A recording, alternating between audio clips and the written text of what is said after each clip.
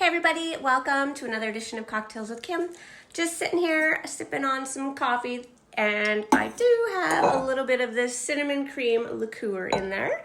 It's rather tasty on this dreary, rainy morning. I have a couple more items left to tell you about in this Rustic Embrace branded box. First one being some branded socks. They come wrapped in this cute little band. You can put anything on this band, and then the socks. These ones here are just a midi sock. Has the two stripes on the top, and then we chose to put the brand on the bottom. And then socks are a really good item. You can put lots of different items on there, huge imprint area, so lots of different options there. The next item is an electric candle. This one's really fun, gives off a nice ambiance.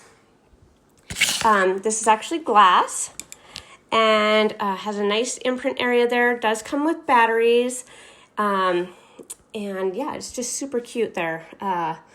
Both have a low minimum of 50, so yeah, they are both great for gifting items. The socks are great because everybody pretty much wears socks. So let me know if I can help you out with some artwork or give you some different ideas.